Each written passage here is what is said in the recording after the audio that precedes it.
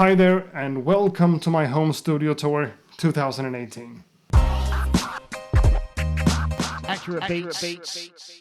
In this video I will give you guys a full rundown of my home studio setup and all of the equipment. I get a lot of questions from you guys and I love them all, both here on YouTube and on my other social media.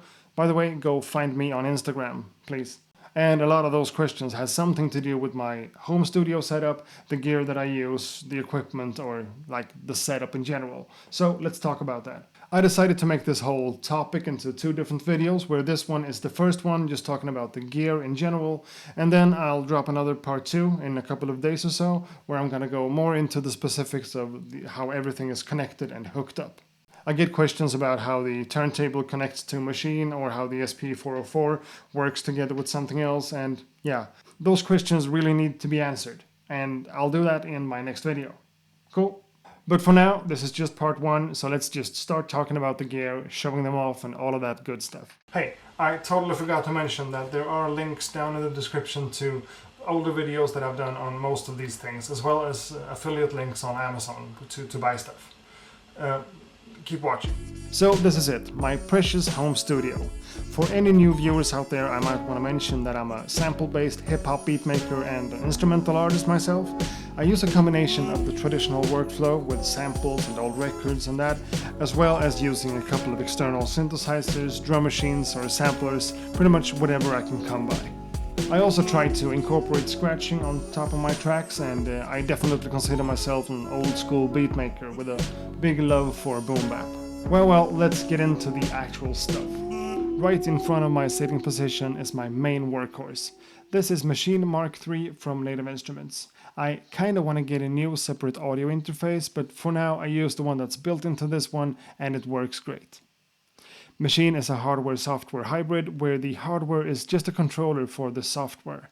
I've been using Machine since the first version came out, and because I know the workflow as the back of my hand and I enjoy it a lot, I am sticking to this one as my go-to device. This is basically my main machine for sampling and sequencing all of my tracks. And on the right side of Machine, we have the world-famous OP1 from Teenage Engineering. Check my older videos for this one, it's just a crazy little thing. It's a sampler, it has different synth engines, sequencers, effects, a tape recorder, microphone, the list just goes on. This is my main unit for coming up with melodies and bass lines, identifying root notes and such outside of Machine. It's always connected and gives me easy access to basic patches without having to browse for the perfect one inside of Machine. I could also create a full track on the OP1, which I've done before on the channel, but using it like this on a daily basis just helps me out a lot. Now the Minibrute 2S from Arturia. This is my main box for monophonic analog synth sounds. The sequencer on this one enables me to create patterns that I just wouldn't come up with on any other piece of gear. The patch bay makes it modular in a way that's not impossible to understand, but first and foremost, it sounds really beautiful and gives me a wide variety of sounds. Now on to what might be my favorite MIDI keyboard of all time, the KEYSTEP from Arturia. This is a really well-built MIDI keyboard with 32 slim keys that I've really come to love.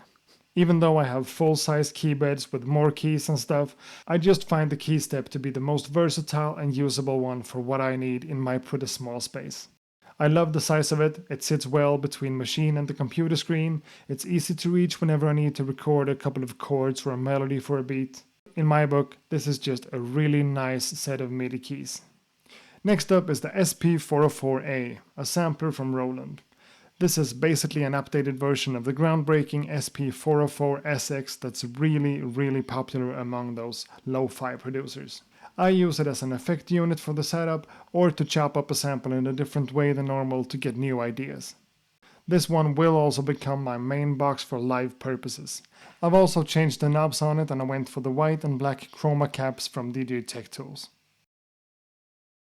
Then I have the DRUMBRUTE Impact from Arturia, an entirely analog drum machine with 10 different sounds that can be tweaked quite a lot, and a pretty cool built-in sequencer that actually brings this one to life. The workflow is very straightforward and I love being able to layer, for example, a snare drum from a sample with a snare from this one. It just gives me a lot of possibilities and control over the sound. Now for sampling and scratching, I'm using my trusty Technics 1210 turntable. It's a direct drive turntable which pretty much is considered to be the industry standard for vinyl DJs. It's built like a tank, weighs a ton, and never fails to deliver. Next to the turntable is my TRAKTOR Control C2 DJ mixer from Native Instruments. This is a great mixer for someone like me who wants an easy way to play and sample normal records, as well as using DVS, Digital Vinyl System, for scratching and manipulating sounds digitally from the turntable. It speaks directly to the TRAKTOR software for the DVS and works just as any other great quality battle mixer with 2 channels if the TRAKTOR functionality is turned off. And now, this is the MPC Live from AKAI, another flagship product for sampling, sequencing, and electronic music making in general. It comes with the software for the computer, but the MPC Live also works in standalone mode, just as any other traditional MPC.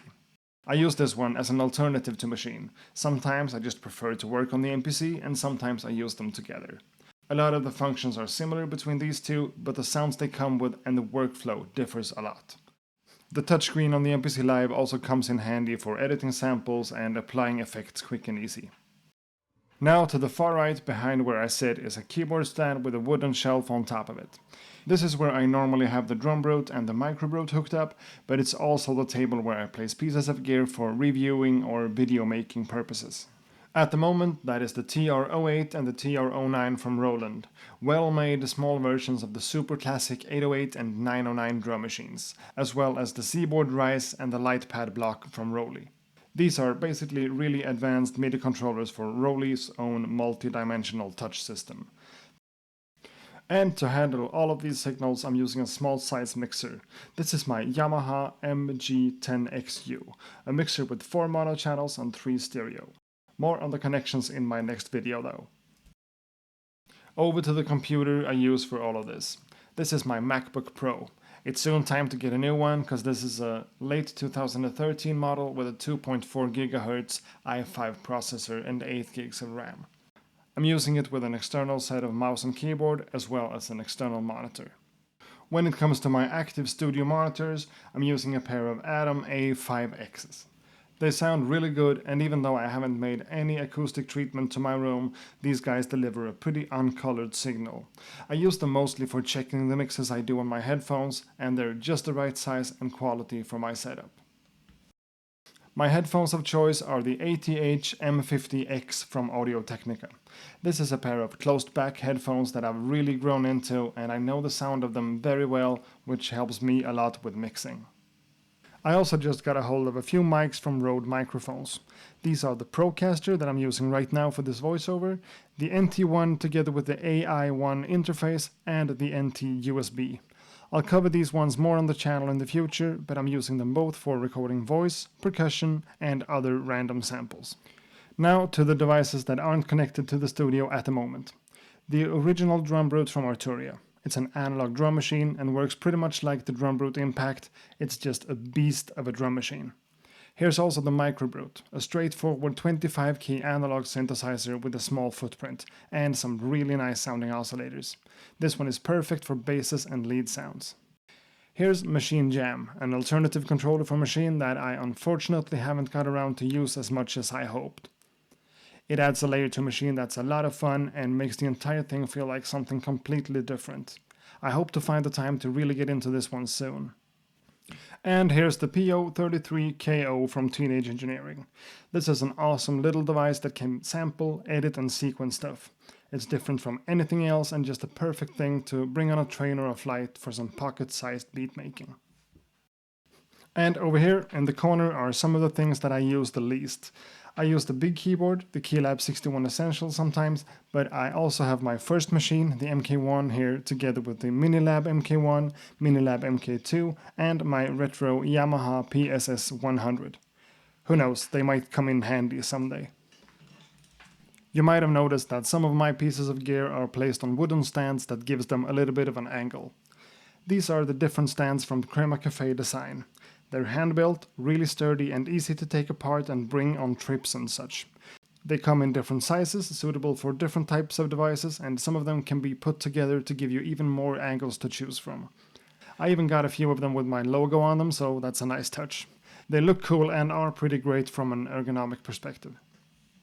Now, I want to be 100% clear on the fact that I don't think all of these devices and machines are completely necessary to make the kind of beats that I make. I mean, I could do my sample beats inside of Beatmaker 3 or even GarageBand on the iPad.